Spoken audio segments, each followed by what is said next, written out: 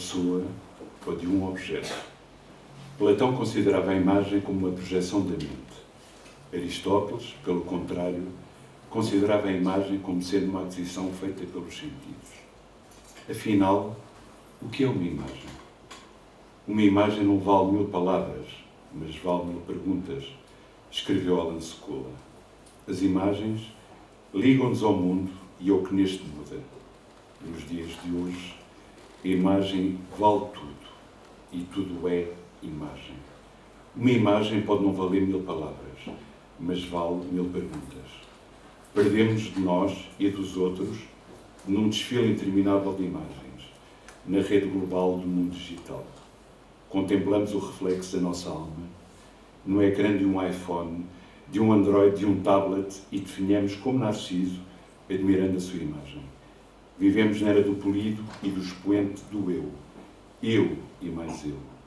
As imagens definham perante a ausência de discurso. A identidade da sociedade atual reflete-se na arte do gosto ou não gosto. Uma imagem pode não valer 1000 palavras, mas vale certamente 1000 perguntas. A conversa pretende ser um diálogo à volta das imagens e da experiência que os meus convidados, provenientes de diferentes áreas, tiveram e têm com elas. Vamos discorrer sobre as imagens que nos formam e fazem parte de nós, as imagens que nos envolvem e não abandonam. Bem-vinda, Isabel. Isabel Nogueira é hoje a nossa convidada, é historiadora, professora, investigadora, ensaísta e crítica de arte. E descobri hoje também que tem com 2 amigas um grupo de DJ absolutamente fantástico, que atua em vários sítios de Lisboa. Portanto, estamos já a planear uma sessão de DJ com a Isabel. Mas, indo agora à questão fulcral, porquê que a imagem é um plano bidimensional que nos projeta por inteiro? Isabel. Muito obrigada pelo convite, João Francisco. Obrigada por terem vindo, é um gosto ter-vos cá. Então, a imagem, por definição, é um plano bidimensional. Portanto, isto é uma definição, quando falamos de imagem, falamos disto. Mas depois a imagem é um lugar complexo, porque a imagem não é um objeto, e também não é uma ideia, e também não é uma coisa, e também não é exatamente só uma representação. E, portanto, a questão da imagem o Henri Bergson dizia, está no século XIX, que a imagem estava entre o mundo, entre a ideia e a coisa. E, portanto, eu acho que isto é extraordinário. Foi assim das primeiras definições de imagem que eu encontrei que me fizeram sentido, porque, de facto, é vaga, tem um chapéu grande que permite meter várias coisas aqui, mas, de facto, toda a gente sabe o que é uma imagem, mas, na verdade, não é assim tão evidente a sua definição. Outra coisa, a imagem está sempre, estamos a falar de imagem representativa, figurativa, está sempre na vez de. Portanto, a imagem nunca é o real, é sempre a fotografia ou o filme, ou sempre a bidimensionalidade ou a pintura de qualquer coisa. E, portanto, esta qualquer coisa pode ser, no caso da fotografia, é muito particular, porque como dizia o Roland Barthes, isto é uma fotografia da Maria e isto é a Maria. E, portanto, é um lugar onde tudo é assim muito... No fundo, o Roland Barthes foi um livro importante para mim, que foi o Câmara Clara. O Câmara Clara foi um livro escrito pelo Roland Barthes em 1980, foi o ano em que ele morreu, e foi o seu último ensaio, em que aparecem várias fotografias neste pequeno livro, e há uma fotografia que nunca aparece, que é a fotografia da mãe dele. E a fotografia da mãe dele é a que dá o mote, para todo o pensamento que ele tem sobre a imagem e sobre o que está subjacente a isso. E, na verdade, ele fala da imagem como um acontece-me, qualquer coisa do domínio do afeto também. E, portanto, eu acho que a imagem anda aqui um bocadinho por estes territórios todos. Muito bem. Nós pedimos sempre aos nossos convidados para trazer um objeto, e neste caso a Isabel trouxe aquele globo maravilhoso, iluminado, que está ali. Porque o globo tem a ver com a ideia de viagem, a ideia de fuga, a ideia de nos perdermos em mundos estranhos. Ou de nos encontrarmos. Eu não sabia muito bem o que é que havia de trazer. Perdemos para nos encontrarmos. Exato. Eu não sabia muito bem o que é que havia de trazer. E depois pensei, o que é que eu posso trazer? E depois pensei, vou levar um globo. Eu não tinha nenhum globo. Até pedi a uma amiga que está lá ao fundo, mas depois não foi preciso, porque entretanto fizeram o favor de arranjar aqui este globo. Portanto, este globo não é meu, mas poderia ser. E eu na infância recordo-me de ter um globo destes, que acho que faz parte de uma geração ter estes globos em casa. E eu sempre achei fascinante olhar para o globo e tentar ver a dimensão do que poderia ser uma abstração para mim à época, que era o planeta Terra. Portanto, como é que fazia imensa confusão, aquelas coisas, como é que nós andávamos de pé se isto era redondo, esse tipo de coisas. E, portanto, para mim olhar para aquele globo era assim todos os dias uma coisa fascinante. E depois pensei que poderia ser o objeto, não só por causa deste fascínio quase primeiro, assim que eu me lembro, mas também a ideia do mundo, não tanto do planeta Terra, mas do mundo, a ideia de ter mundo. Seja mundo através da leitura, seja mundo através dos afetos, seja o mundo através da música, através da arte, através do nada, através da viagem. Eu tenho a ideia de ter mundo. Acho que o ter mundo nos torna pessoas assim mais tolerantes, mais bem dispostas, mais profundas também. Exato. Voltando agora um bocadinho a Roland Barthes, se é a imagem da mãe, eu escolhi aqui um poema de José Agostinho Batista porque tem muito a ver também com a primeira imagem que a Isabel se lembra, que nós perguntamos sempre qual é a primeira imagem que os nossos convidados se lembram. Eu ia pedir à Matilde para pôr a imagem da mãe de Isabel, enquanto eu leio aqui um poema de José Agostinho Batista que nos remete para Barthes e para essa imagem. Mãe, eu sou aquela que os vê e caminho pelos seus caminhos e sou a fogueira distante. O tempo não me apaga. Tenho os pontos cardeais e sou a bússola nas suas mãos, quando eles vão sobre as águas. Sou os mapas, a constelação, o cruzeiro do sul, o arado, o cão, aquela que os guarda. Sou o regaço, as belas plumas do meu regaço, a imensa luz de amor que cai sobre a sua penumbra, sobre a sua loucura. Sou a mãe da sua vida, da sua morte, e vou com ele espalhando as rosas tristes, e os meus cabelos espalham sobre os seus cabelos as raízes brancas. Sou aquela que escreve quando eles dormem. Sou as palavras através do sono, e adormeço com eles, fechando as últimas portas. E esta memória que tem relativamente a esta fotografia, esta memória tão forte que tem aqui, que o José Agostinho nos fala, sou aquela que escreve enquanto eles dormem, enquanto os filhos dormem, porque a escolha da imagem da mãe com primeira memória é absolutamente extraordinária. Então, esta imagem, esta imagem é uma imagem da minha mãe assim novita, ela devia ter para aí uns 18 anos, e é uma imagem que a minha mãe é uma ampliação grande que eu tenho, e era uma fotografia que estava no sótão da casa onde eu vivia quando era miúda. E então, eu sempre vivia em moradias com os meus pais e, portanto, as casas tinham sótão, aquelas coisas. E eu achava fascinante ir ao sótão. Não me deixavam ir, mas pronto, eu ia porque era perigoso e tal, pronto. E depois, quando eu chegava àquele sótão, andava a ver o que é que havia lá. E a minha mãe, não sei, assim, não é uma coisa politicamente muito correta, mas a minha mãe tinha relegado a fotografia dela própria no sótão, estava lá assim largada. E eu lembro-me de olhar esta fotografia, achar-se uma coisa espetacular. Espetacular, e pensar, como é que a minha mãe tinha isto aqui? E achava aquilo espetacular.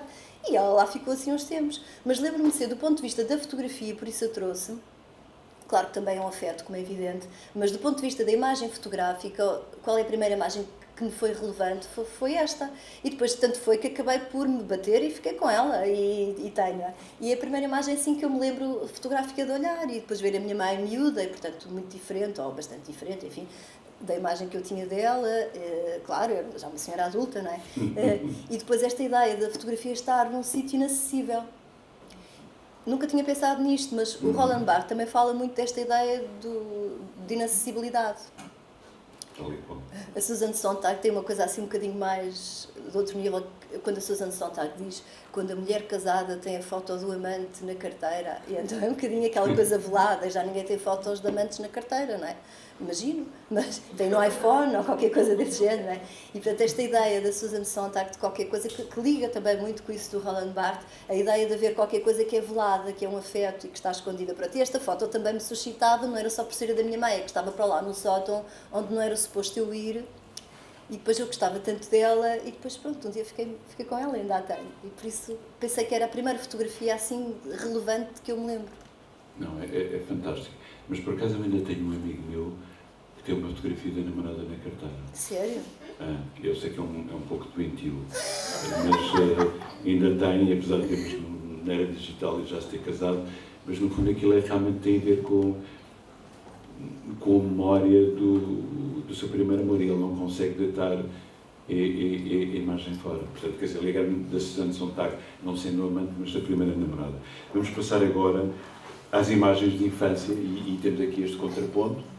Aqui a Isabel, se não me engano, com um ano, não é? Com uma pistola d'água a fazer disparados, e ali, com 10 anos, quando começou a dançar, não é?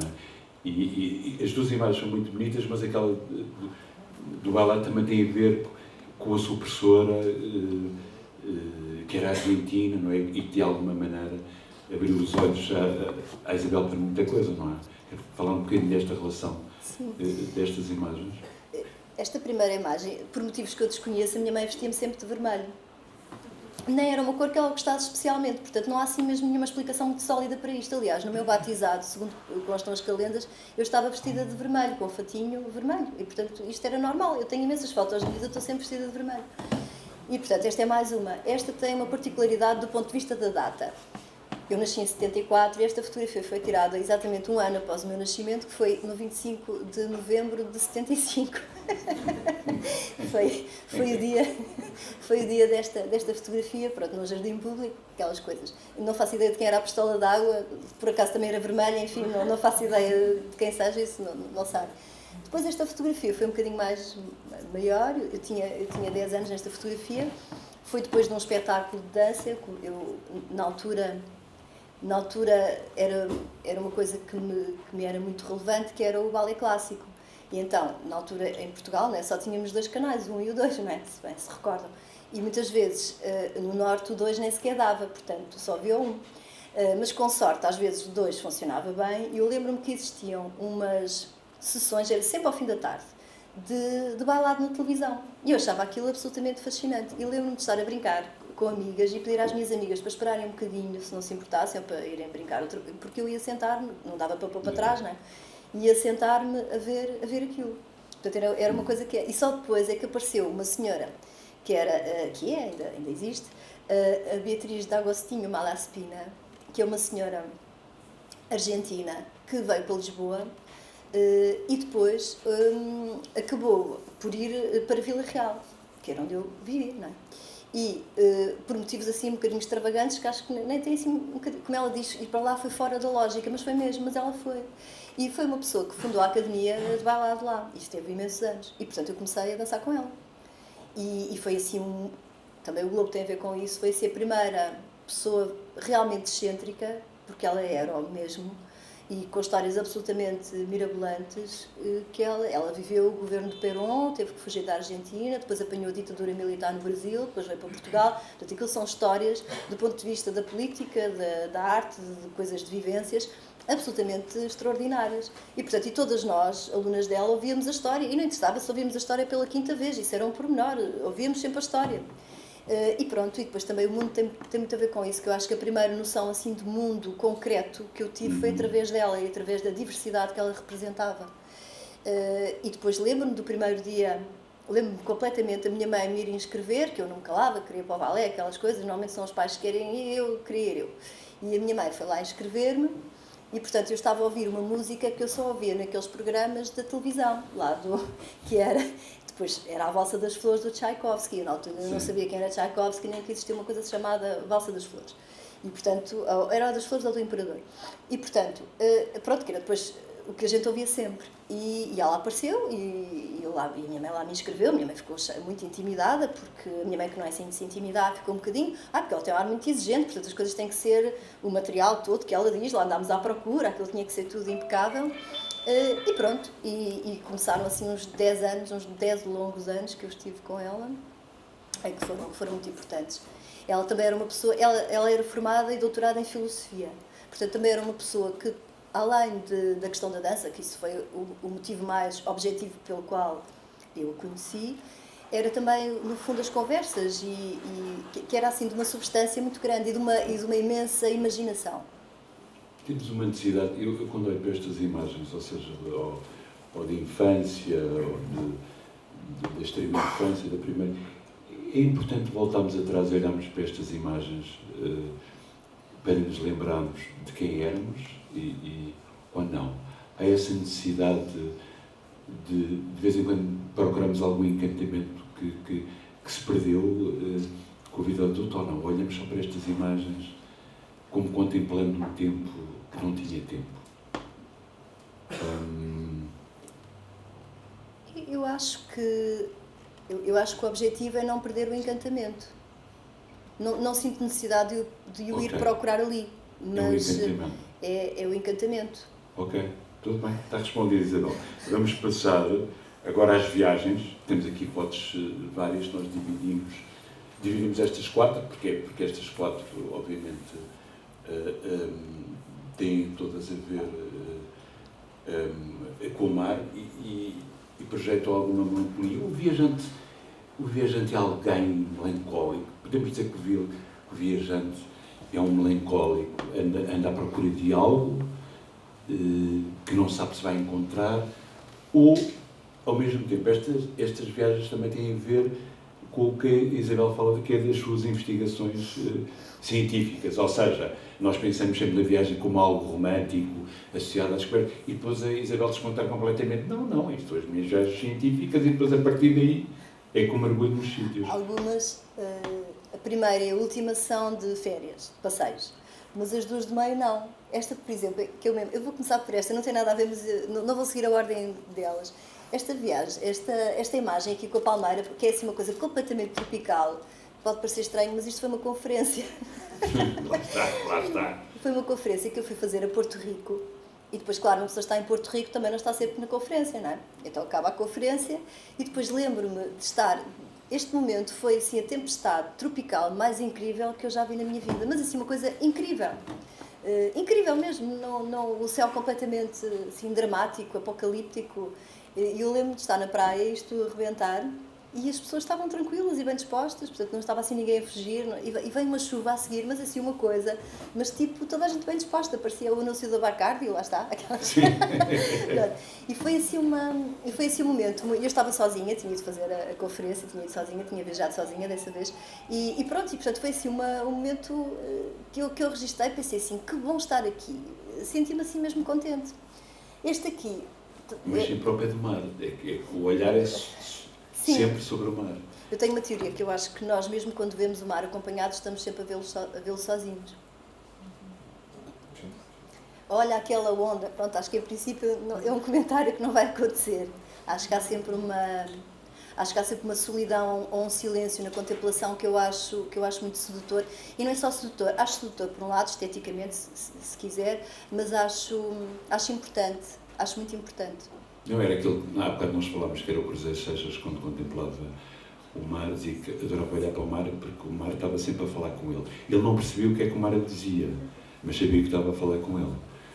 E portanto, todas estas têm a ver com conferências, não é? Com viagens, se não me engano, que Isabel fez.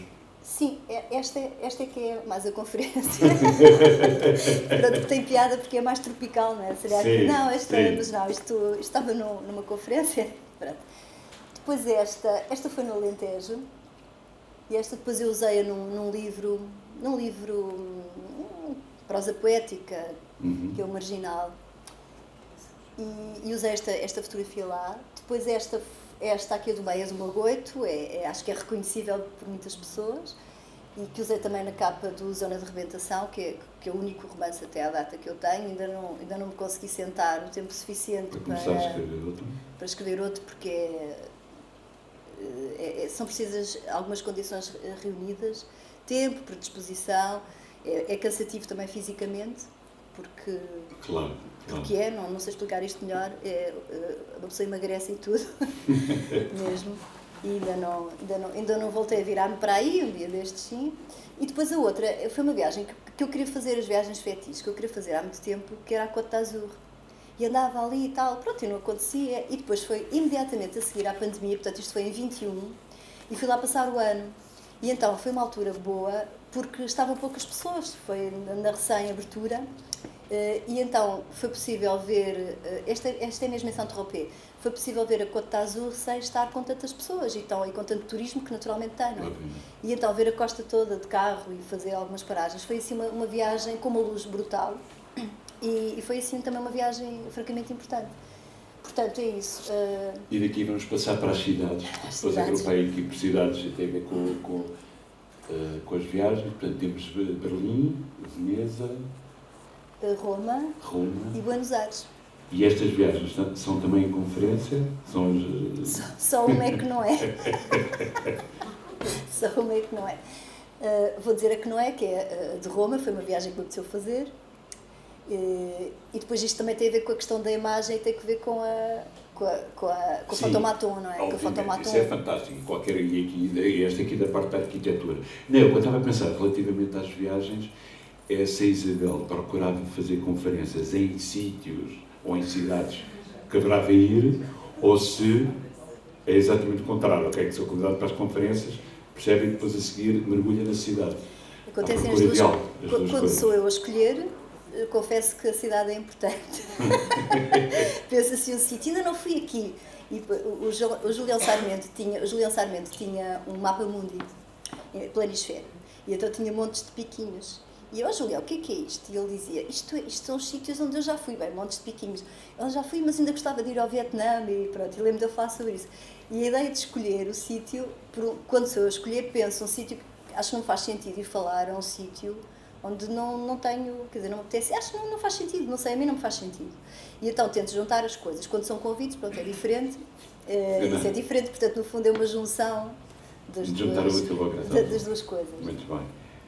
Devemos passar então agora à arte e às duas primeiras peças dos artistas, uma da Ana Vieira, outra da Helena Almeida, e que eu juntei aqui as duas, porque obviamente são duas artistas mesmo, e são peças, podemos dizer, são duas peças de denúncia, Isabel. Obviamente elas são contemporâneas, mas quer dizer, por tudo o que elas significam, esta dicotomia mulher-homem, que há pouco estávamos a falar. Porquê a escolha destas duas peças? O título é da Helena Almeida, o título é evidente, é o Ouve-me. O outro é da Ana Vieira e chama-se Santa Paz Doméstica, Domesticada, e ela interroga. São ambas imagens dos anos 70 e na verdade, nos anos 70 acontecem várias coisas importantes em Portugal, além da democracia. Do ponto de vista artístico, é uma década que eu considero mais importante e mais instauradora, na verdade, do que os anos 60. Isto porque é de facto muito especial e acontecem várias coisas, há vários grupos, o grupo Acro, o grupo Puzzle, que está ali o Jaime Silva, um dos participantes nesse importante agrupamento, e acontecem também manifestações, é como se houvesse um bloco de mulheres artistas absolutamente extraordinárias, que se vê a consolidarem a sua obra e também a manifestarem-se sobre uma série de situações que eram importantes, que ainda continuam a ser, é preciso dizer isso, ainda continuam a ser, muito mais do que aquilo que se pensa, se calhar, mas que nesta altura era uma coisa gritante. E, portanto, o gritante tem a ver com o ouvir, não é? O ouvir o outro, neste caso ouvir a pessoa, a mulher também, não é? E depois esta ideia da paz doméstica domesticada, não é? Aliás, todos estes objetos que estão nesta instalação são aqueles objetos típicos da casa, típica dos anos 70. E, portanto, a ideia é, ironicamente, desconstruir esta ideia, chamando a atenção para ela no sentido de a poder desconstruir. E, portanto, eu acho que estas duas imagens, duas peças, portanto, instalação e fotografia, acho que são assim muito evocativas e muito importantes do que aconteceu neste período. Portanto, os anos 70 são assim, foi um período que me interessou muitíssimo e que cada vez me interessa mais. Okay. Ou seja, retrospectivamente olhando, eu no início não tinha a certeza, quando comecei a trabalhar, foi na altura, foi até o assunto da minha tese de doutoramento, mas eu ainda estava a ver, e quando olho para trás, à medida que o tempo vai avançando, e eu também, olho para trás e faz-me todo sentido. Muito bem. Agora vamos passar para a fotografia. Bruce Davison e Helmut Newton, portanto isto é da série Subway, não é? Que é um trabalho imenso que o Bruce Davison fez da relação que o metro tinha com a cidade de Nova Iorque e com as suas personagens, e é muito curioso porque a Isabel escolhe esta imagem de duas senhoras, de duas mulheres a ler, e depois este contraste do amarelo e do vermelho, e depois com esta imagem provocante de Helmut Newton, de duas mulheres nuas que se contemplam e que entretanto vêm uma de outra mulher, porque esta escolha, neste caso do Davidson, não é? Porque quando ele tem fotos absolutamente, quer dizer, todas elas são incríveis o trabalho, mas de negros, de latinos, de própria violência dentro do metro, ou seja, porque esta escolha no feminino, se me permite a expressão, da imagem e desta do Helmut Newton. O Bruce Davidson é um humanista. Há documentários sobre ele, com ele a falar, e ouvi-lo falar é uma maravilha, porque se percebe que ele primeiro é um esteta, quer dizer, é um fotógrafo incrível, mas depois a sua maneira de olhar o outro e olhar a diversidade é absolutamente comovente. E ele, quando começa a trabalhar, mais ou menos nos anos 60, segue miúdos, é uma série muito conhecida e muito importante, que é o Brooklyn Gang. O Brooklyn Gang eram basicamente miúdos que andavam à deriva, quer dizer, que bebiam, que fumavam e tal, miúdos mesmo, adolescentes. E ele anda com eles. E depois ele a contar como é que isso aconteceu, ele fica amigo deles, consegue a confiança deles e consegue andar com eles. E, portanto, depois, neste documentário em que eu ouvi o Bruce Davidson falar, ele diz: ninguém se importava com eles, eu importava. E por isso eles permitiram que ele entrasse nesse espaço. E eu achei isso extraordinário. A situação do metro é outra série. Eu podia ter escolhido o Brooklyn Gang, mas gosto também muito desta série. Esta série, como sabem, é proibido filmar ou fotografar no metro de Nova Iorque, não é? Portanto, isto é sempre à socapa. Esta série, ele anda dentro do comboio e anda sempre para trás e para a frente. Vamos vendo sempre a mesma paisagem e depois as pessoas vão mudando. E esta série, por acaso acho que não foi nesta fotografia, mas foi noutra muito próxima desta, em que há uma senhora que se apercebe que ele está a fotografar e vai atrás dele com a mala a bater-se. E ele conta esse episódio a propósito de uma destas imagens. Eu acho esta imagem muito bonita, podia ter escolhido outras, acho esta imagem incrível. E depois, assim, ao mesmo tempo, o requinte destas duas mulheres, ambas numa solidão, elas estão juntas, mas estão completamente isoladas, uma para cada lado. E depois, no fundo, há assim também uma melancolia urbana. O vermelho dos filhos, não é? É muito bonito. E as duas estão a ler. As duas estão a ler, exatamente. Não é? Que é uma coisa que ambos gostamos, exatamente. E que hoje é raro, que há bocado estávamos a falar disso, não é? De olhar para os telefones. E esta do Helmut Newton? Esta do Helmut Newton o Helmut Newton é o fotógrafo que inaugura, na verdade, a fotografia de moda artística, se quisermos, e que foi absolutamente fundamental do ponto de vista não só da fotografia de moda, claro, mas da fotografia. E, portanto, também uma grande invenção do Helmut Newton é o conseguir passar ou ultrapassar a distância entre o que é um fotógrafo de moda ou o que é um fotógrafo. Não interessa, é um fotógrafo.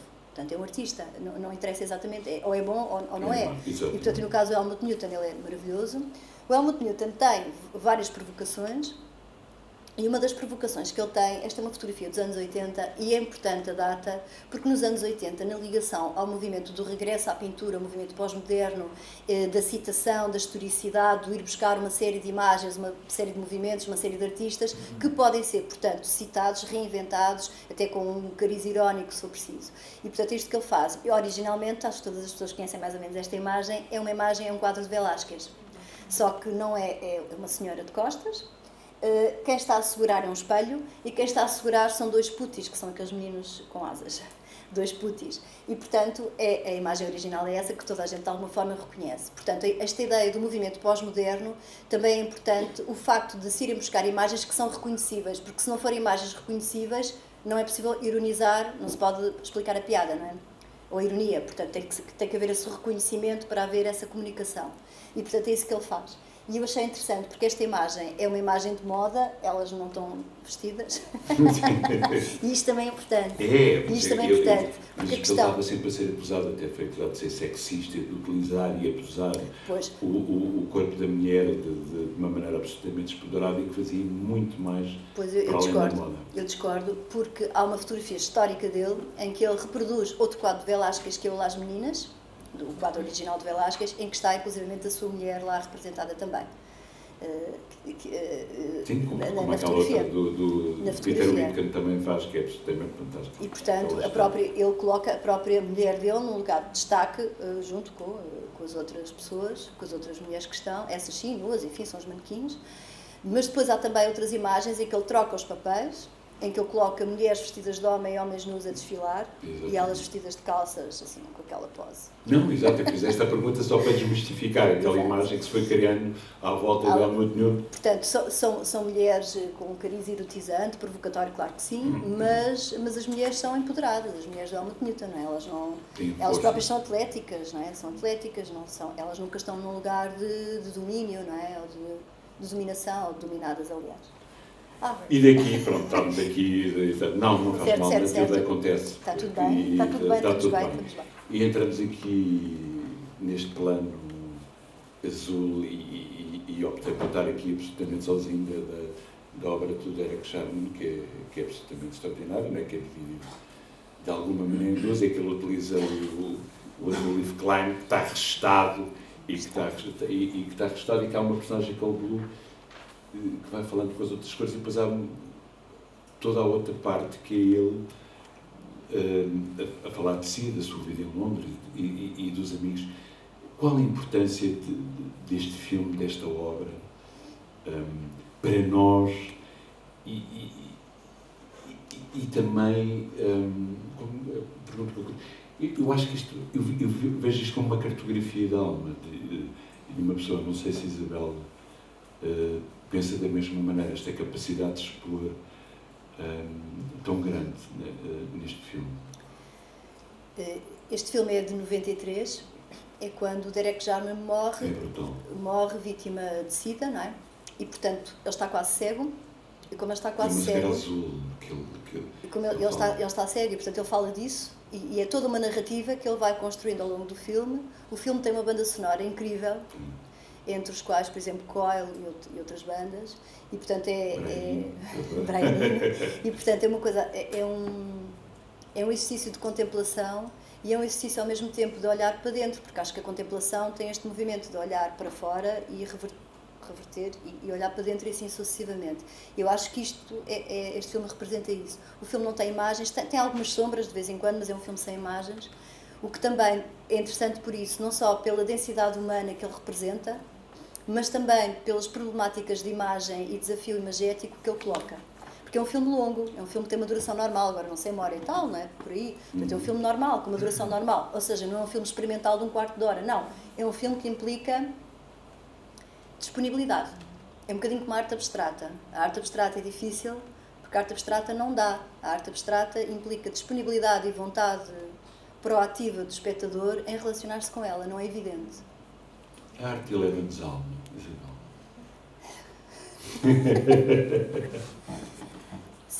Sim, aliás, por definição a arte não serve para nada a não ser para isso, não é? A arte não serve para vestir, não serve para comer, por definição a arte é fruição. Não, e, portanto, era essa, a fruição, exatamente, portanto, precisamente, e portanto a fruição é isso, que depois leva a outros domínios e a outras questões políticas importantíssimas, questões sociais, claro, mas em princípio é algo que aparece sem ter um fim imediato. E é isso que é a arte, não é?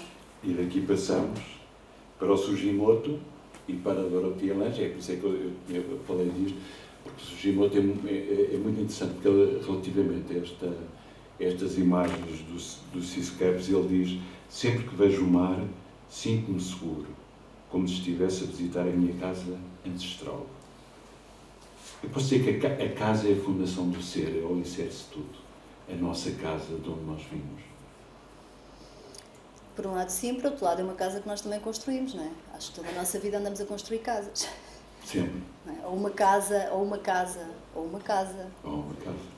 Porquê a escolha desta imagem do Seascapes, porque ele tem várias séries de teatros, e de alguma maneira eu relaciono também com as imagens que a Isabel faz do mar e da maneira como olha para o mar, é como se estivesse, não é, acompanhada pelo Sugimoto. Porquê a escolha desta imagem? Desta série? Podia ser os teatros. Não é? Podia ser a série dos teatros, não é? Eu acho esta série incrível.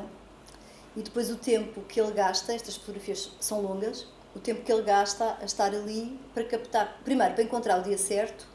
Eu reparei que as fotografias do Sugimoto nunca têm nuvens.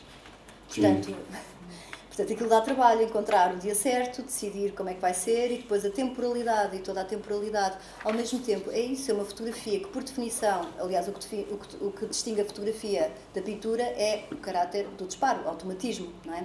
Tecnicamente é isso que estamos a falar. E neste caso há aqui uma aproximação quase à pintura por causa da temporalidade. Porque estas fotografias demoram realmente muito tempo a fazer. E, portanto, o tempo que ele está ali, o tempo da contemplação e depois o tempo efetivo do disparo, que é um disparo extremamente lento... É o tempo de exposição. É quase a mesma coisa, ou pelo menos uma temporalidade que se aproxima, não é exatamente igual, mas uma temporalidade que se aproxima da pintura. E pronto, depois são fotografias que eu acho que são assim um mergulho. Um mergulho, é isso. E esta Dorothea Lange, que eu acho que combina muito bem, ou seja, ela tem das fotos mais famosas do mundo, que é aquela da mãe migrante, não é? Que foi das fotos mais reproduzidas de todos os tempos, não é? Foi a capa da Life, e eu achei muito interessante a Isabel não optar por uma dessas imagens mais icónicas desse, e esta aqui, que é aqui Road, eu penso que é New Mexico. Não é? Que é esta da estrada vazia, que de alguma maneira tem a ver com um bocadinho com o sonho americano e com o sonho de todos, de entrarmos numa estrada à procura de algo, não é? De ir ao coração das coisas. Porque esta imagem não... Eu acho que esta imagem continua a ser um mergulho, só que é no asfalto. Mas continua a ser um mergulho, não é? A ideia do horizonte sem ter fim, não é? Isso agrada-me. Depois, há outra coisa que é mais subtil aqui, por isso é que eu escolhi esta. Esta imagem é tendencialmente uma estética... A Dorothea Lange é das primeiras mulheres fotógrafas que nós conhecemos, norte-americanas, que se afirma nos anos 30 ainda, para os anos 40. Portanto, é preciso contextualizar. Esta imagem não sei exatamente a data dela, mas é dos anos 40, não é, para aí? Esta, sim, é 1938. Pronto. E, portanto, do Old West. Junho de 1938. E, portanto, é importante contextualizar esta imagem, porque, em princípio, a Dorothea Lange vai fazer uma coisa que acontece muito nos Estados Unidos da América, que é, por causa de um país grande e diverso, o governo cria empregos a pessoas que são fotógrafas para fotografarem, mapearem o país, seja do ponto de vista humano, seja do ponto de vista geográfico, topográfico. E, portanto, é isso, à parte de outros artistas que fazem isso, que a Dorothea Lange vai fazer. Isto é importante porque ela pode ser fotógrafa, ela pode ser profissional da fotografia, portanto, ela não tem que ter um day job e depois ser fotógrafa. E isto é importante porque ela, por um lado, faz este mapeamento das condições deploráveis em que as pessoas viviam, dos mineiros e dos trabalhadores dos campos de algodão, e depois, ao mesmo tempo, tem assim fotografias como esta. E eu acho que isto é curioso também, porque isto é uma estética muito masculina. Eu não me lembro da época, não estou a dizer de agora, estou a dizer, à época eu não me recordo de nenhuma fotógrafa que tenha fotografias de uma estrada, a perder de vista. Lembro-me do Frank, claro, que eu gosto imenso, não sei se trouxe o Frank, não, por acaso não. Não, mas podia dizer, claro, o Robert Frank, o Ansel Adams, tem das melhores estradas da história das estradas, mas eu não, assim de repente não me lembro de nenhuma mulher nesta altura que tenha esta visão. Muito bem. E daqui passamos para o que é que podemos dizer à ópera? Eu acho que é do senso comum que todos nós amamos. Este pintor, artista gráfico, que é o pintor da melancolia, do silêncio, da contemplação. Porque esta imagem, porque há outra que faz contraponto. Esta é a luz do dia, e depois tem outra que é o sleepwalks, que tem a luz da noite, não é? Porque esta imagem porque há uma que eu adoro, que é aquele que se vê quando ele tinha aquele estúdio dele em Massachusetts, que se vê assim, que é um quarto que é um bocadinho quase surrealista, que são aquelas vistas do quarto e que se vê o mar e que ele pinta o mar. Mas porquê escolher esta imagem, Isabel, e não aquelas clássicas que têm uma figurinha lá atrás? Precisamente porque esta não tem nada. A questão do Edward Hopper é que ele trabalha a chamada American Scene, que é normalmente um género de pintura American Scene americana, a realidade americana, as bombas de gasolina, os alpendres, as ruas, etc. Mas ele faz isto de uma maneira em que, primeiro, há poucas personagens. Quando há personagens, elas estão ausentes, elas nunca olham o espectador de frente, quer dizer, nunca olham o pintor de frente, elas estão sempre numa ausência qualquer. E nunca estão a comunicar, elas estão sempre em isolamento, umas relativamente às outras, nunca há conexão. Portanto, há sempre, eu diria que o roupeiro é um pouco o pintor da solidão, de alguma forma. Sim. E esta, inclusivamente, não tem ninguém. E porquê que isto é interessante? Porque, em princípio, não se faz uma pintura sem ser de paisagem tradicional, vá lá. A paisagem começa a ser pintada de uma forma mais consistente, só ela com o romantismo, com a estética do romantismo. Nós não pintamos, em princípio, não aparece, em princípio, uma pintura urbana sem pessoas. E, portanto, na altura em que esta aparece, esta é dos anos 30, e, portanto, é qualquer coisa assim de muito extravagante. Mas há qualquer coisa sempre fora de campo cinematográfico nos trabalhos do Roper, porque nós não acreditamos, lá está, na imagem que nos está a ser mostrada. Nós achamos sempre que há aqui uma história que está escondida e que não nos está a ser revelada. E ficamos à espera que aconteça qualquer coisa. E a ideia da temporalidade e de estar à espera de qualquer coisa, seja por continuidade, seja por expectativa, é a panagem do cinema e da imagem em movimento. E, portanto, é neste fora de campo que nunca acontece, que está sempre em potência, porque a pintura não tem fora de campo tecnicamente, mas podemos falar ontologicamente tem, somos nós que lhe damos, que de alguma maneira me interessa isto. O que é que as pinturas do Roper nos tocam tanto? Ou seja, exatamente tem a ver... Porque são pinturas sobre a solidão, sobre a melancolia, porque nos obrigam a pensar sobre os espaços, sobre como os espaços são construídos, sobre as pequenas coisas que às vezes hoje em dia não temos tempo para olhar. Sim, eu acho que há aqui também uma simplicidade grande. A simplicidade dos objetos, das coisas. E ao mesmo tempo é uma pintura figurativa. Portanto, nós estamos a ver uma pintura figurativa, nós estamos a ver objetos, estamos a ver coisas, mas de uma forma muito singela e muito solitária, de facto. E mesmo aquela situação, mesmo as pessoas quando existem, elas nunca estão a interagir umas com as outras. Há sempre assim um vácuo quase, de alguma maneira. Muito bem.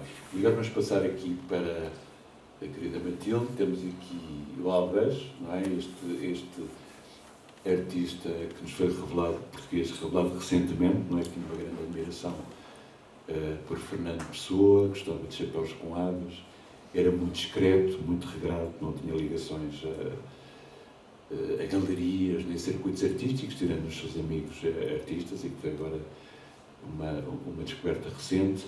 Quero-me falar um bocadinho dele e também aqui para todos nós, porque realmente tem sido, é um bocadinho uma figura pessoana, no sentido que é a poesia descobrindo e agora está-se a descobrir o trabalho dele, não é?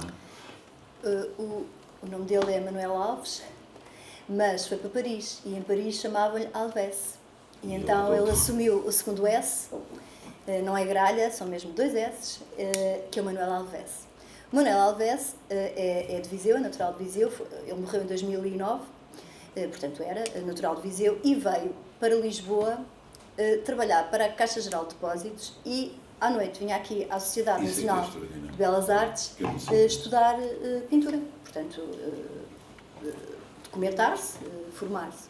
E depois foi para Paris, e foi para Paris trabalhar como designer, trabalhou numa tipografia, teve assim uns trabalhos um bocadinho, de uma forma ligados à arte, mas um bocadinho mais... Ele até fez umas performances, perdão-me interromper, provocadoras, sim. Tudo está bem, assim. Entretanto, em 68, creio, foi 68, ele é convidado de alguma forma, ou consegue, não sei exatamente os contornos em que isso sucedeu, mas ele consegue participar na Bienal de Paris de 68. E, portanto, nesta Bienal de Paris, ele apresenta uma performance. E a performance constava de quê? Constava de slides, diapositivos atrás a passar, exatamente reproduzindo a ação que eu vou descrever, e a ação era ele a limpar lixo de um caixote de lixo e a despejar, e a limpar e a despejar, e a limpar e a despejar. Porquê? Porque ele estava a reproduzir as ações que os portugueses, à época, imigrantes, faziam em Paris, porque na verdade era isso que os portugueses faziam. E, portanto, e foi uma altura de uma imensa imigração, como sabem, e sobretudo atingindo o pico em 70. 1970 foi o topo da imigração Sim, portugueses incomodou muito para a França. inteligência francesa, ficaram muito incomodados com esta atitude Sim. dele. E o jornal Le Figaro, mas o Le Figaro também seria expectável que não gostasse, que é um jornal mais tradicional. O Le Figaro achou aquilo absolutamente indescritível. Depois, em 71, ele vai aparecer, não é convidado para a Bienal, mas ele faz umas camisas, daquelas de alças de correr, e põe os dias da semana. Samedi, dimanche, e então todos os dias ia para o espaço da Bienal correr com essas camisolas, porque ele dizia que eram os 7 dias do Alves, porque um artista é um atleta de alta competição. E, portanto, ele fazia isto. Mas dessa vez não foi... Pronto. E depois foi uma pessoa que viveu sempre assim um bocadinho à margem. Ele tinha amigos com quem tertuliava também de alguma forma, que era a Lourdes Castro, o René Berto, que estavam em Paris também. Mas... E depois tem peças extraordinárias. Por exemplo, esta. E agora aqui a Maia Dani, que eu optei por esta, que ela está como no vídeo, que é lindíssimo. Nasceu em Kiev, fez um filme incrível, que este é o primeiro, que a Isabel vai-nos falar um pouco desse filme, e depois que a própria obra dela, e este filme veio influenciar o David Lynch, não é? O David Lynch adorava os filmes dela, e no fundo, ou seja, aliás, este filme é uma curta, não é? É que se pode dizer mesmo, sim, tem 16 ou 17 sim, minutos, que é uma mulher que está a chegar a casa, sente que é perseguida por alguém, e depois cai numa espécie de sonho, que não sabe se é sonho ou realidade. Quero falar um bocadinho dela e deste trabalho, Isabel. Este trabalho é o Meshes in the Afternoon e é um trabalho ainda dos anos 40. É que é importante a gente contextualizar onde é que isto acontece, onde é que as obras acontecem. Isto é um bocadinho o que a história faz, não é? Não é só isto que faz. A história não são só as obras no tempo, é também a problematização dessas obras, claro. Mas é importante percebermos onde é que... Portanto, nos anos 40, no final dos anos 40 ainda, ou seja, ainda nem sequer existe a videoarte que aparece em 65, ainda não aparece uma série de dispositivos, e eu estou a falar da videoarte propositadamente porque a estética deste filme, rasurada, improvisada, é uma estética experimental, é uma estética muito...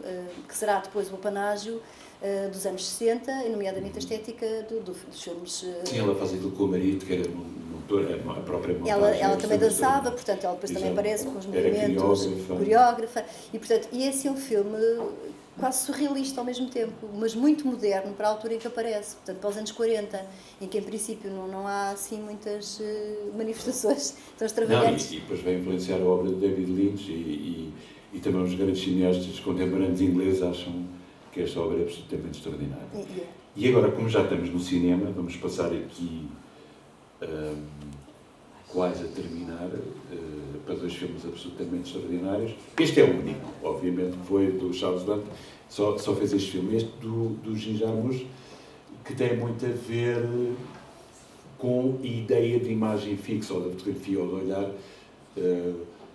para um filme fotograficamente. Depois ele foi alterando isso com aquele seu último filme, que é o Patterson, nós já tínhamos estado a falar, né? Que é o condutor de autocarro, que escreve poemas e passeia ao cão, é uma coisa absolutamente extraordinária. Mas vamos falar destes dois filmes particularmente. E porquê a escolha destes filmes, Isabel? Para aqui, este aqui do Jim. O Jim Jarmusch é um realizador que eu gosto particularmente. Portanto, a sorte que eu tenho também nesta conversa é poder trazer as coisas que eu gosto. Exatamente. Que é logo assim, e que me fazem sentido. Portanto, é um critério muito simpático, não é? E, portanto, isto foi assim, não foi o primeiro filme que eu vi do Jarmusch. O primeiro filme que eu vi do Jarmusch foi para aí o Coffees and Cigarettes, uma coisa assim. Sim, o Coffee and Cigarettes é incrível. Este é que é muito fotográfico, é sempre no meu plano, que eles vão sentando e vão desaparecendo, mas é que há um plano com o Iggy Pop que é absolutamente incrível.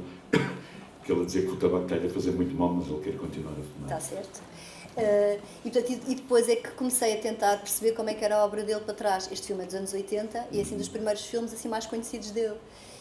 E é um bocadinho um road movie também. É, que é uma viagem. É uma viagem de um grupo inusitado, é uma prima, um primo, portanto é assim um grupo inusitado.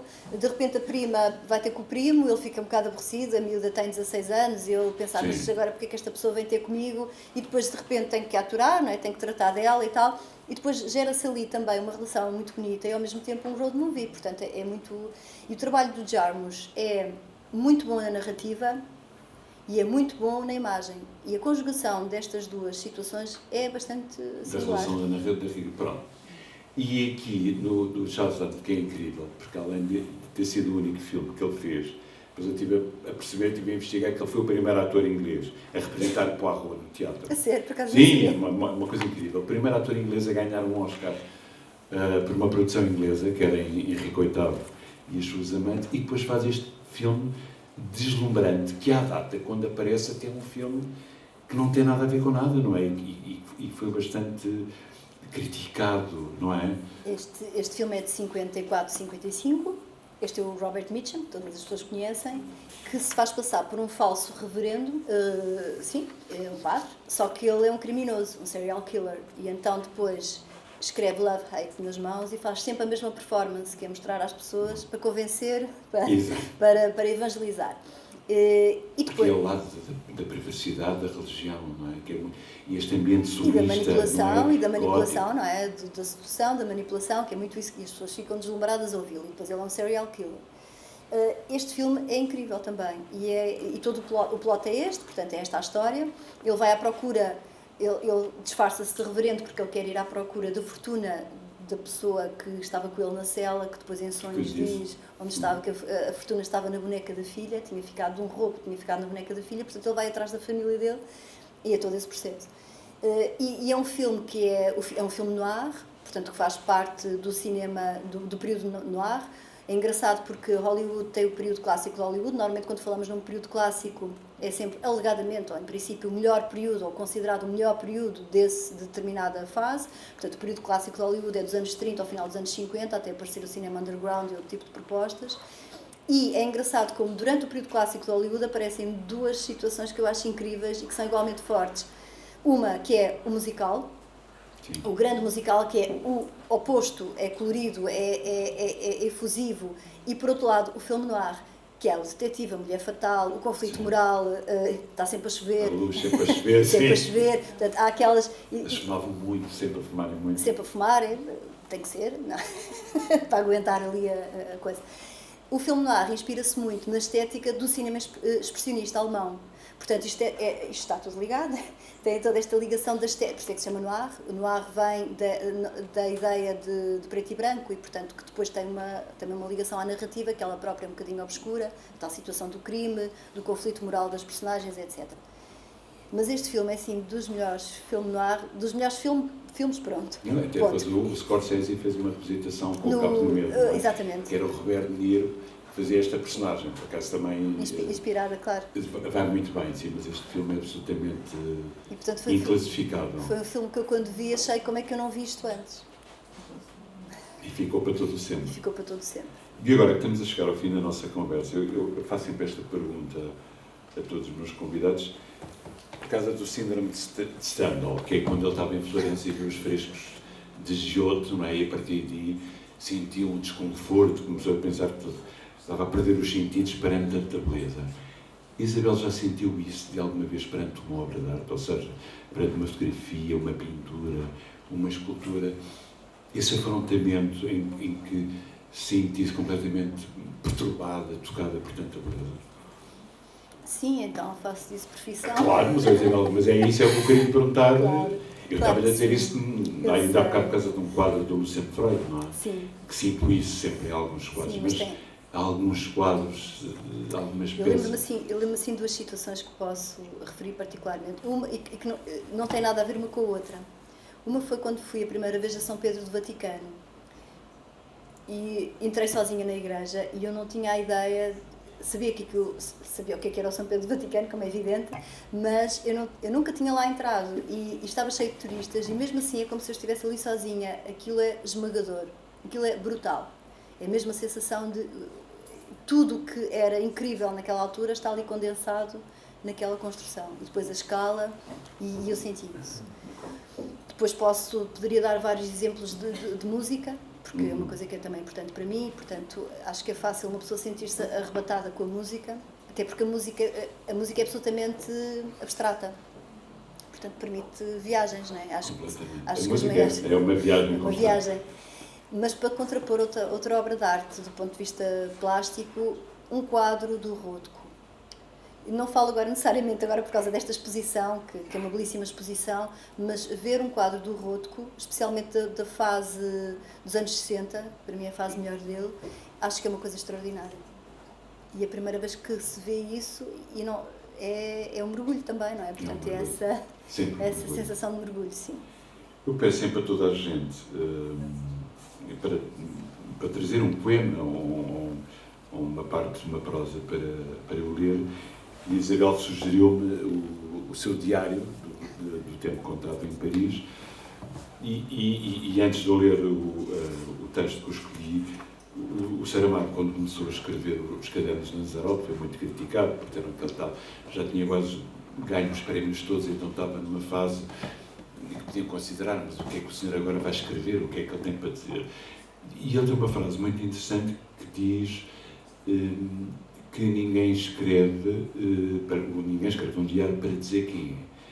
Os diários são romances com uma só personagem. Está de acordo com esta afirmação do Saramago? Ou acha que pode ter, que os diários têm esses dois lados? Ou seja, tem o lado da ficção, em que somos meramente a única personagem, não é? E que não escrevemos para dizer quem somos. Mas somos personagens dentro dessa ficção. Qualquer escrita ou qualquer diário pode ser sempre uma ficção. Aliás, a própria imagem que nós temos de nós próprios pode ser uma imensa ficção. Começar logo por aí. Portanto, a imagem, o que nós achamos que somos pode não corresponder, e normalmente não corresponde àquilo que os outros acham que nós somos, não é? Portanto, é sempre uma imensa subjetividade. Portanto, sim, acaba por ser sempre uma ficção. Uma ficção. E coloca-nos sempre numa fase de personagem. Sim. Até eu escolhi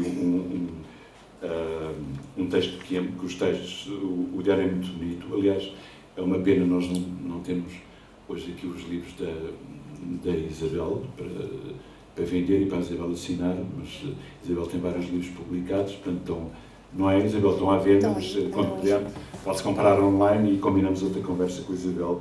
E eu escolhi um texto, e eu fiz essa citação do Saramago, exatamente por causa disso, ninguém escreve para dizer quem é, será que somos personagens?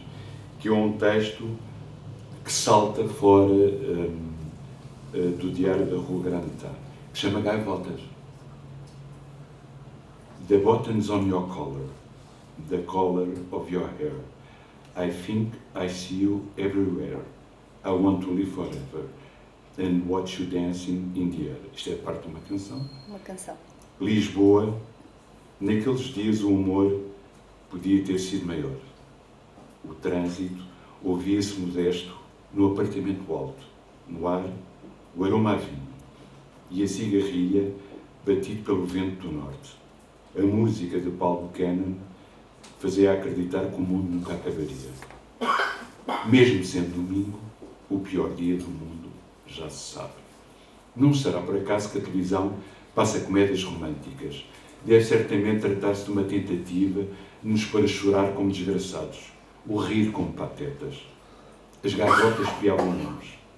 A atmosfera, mais ou menos carregada de fim de verão, lá permitia que o som passasse pelos seus intervalos.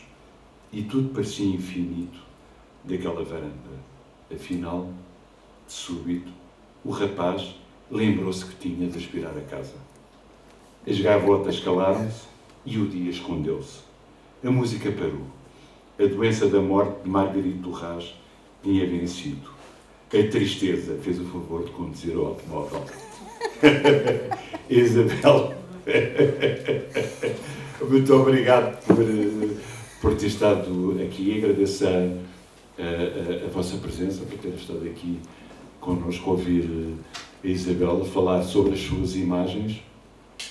E eu gosto imenso deste texto, porque este texto já tem a ver com música, tem a ver com viagem, tem a ver com o mergulho que nós tínhamos falado e que a Isabel falou, e tem a ver com o vocalista de uma banda absolutamente extraordinária, que é o Esplanado. Isabel, muito obrigado por ter participado. Eu não sei se já todos têm um postal com a frase da Isabel. Temos ali a nossa querida, estimada Manuela, tem ali vinho branco e tinto, se quiserem beber. Quero agradecer a vossa presença, agradecer à nossa equipa maravilhosa sempre, a Matilde no design, na regi, o Paulo, que é o mestre de som, o Rui Penedo, nosso diretor executivo, o querido pintor Jaime Silva, e vice-presidente da Sociedade Nacional de Belas Artes. E acho que não me esqueço de nada, não. Não, eu já contigo não falo, Paulo, não me convidaste para o caril de hoje que fizeste com o Manuel Dias. Pois é, peraí, eu tenho uma coisa para si, Isabel. Foi uma coisa que nós comparámos em Paris, num buquinista. E eu sei que eu gosto muito dos buquinistas em Paris, aliás, eu tenho uma série de imagens dos primeiros buquinistas em Paris, junto ao Rio, e então mandámos vir expressamente para si acho que uma litogravura, não? Uma serigrafia. Vamos pedir-lhe o canivete especial do Rui. Muito obrigada. Nada, Isabel. Espero que... Cadrinho, isto tudo. Pronto, não, é uma minha dama, está-se de qual canivete, nada. Exato. Ver se consigo. Não, é uma imagem do Sena, de Paris, uma litografia. Não tem gaivotas. Acho que agora não consigo mais. Esperem lá. Rui, se tiveres a vontade. Acho que agora já não consigo mais. Muito obrigada. Pronto, uma fita tão bonita, mas realmente acho que não conseguimos. Lindíssima.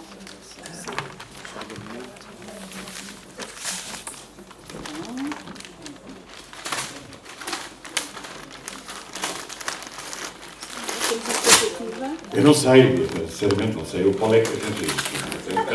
Eu não tenho rigorosamente nada a ver com isso. Eu só falo ao microfone.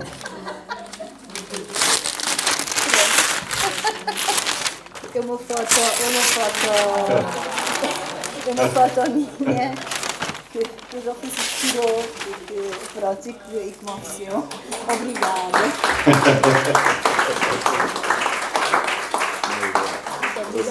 Nada, Isabel.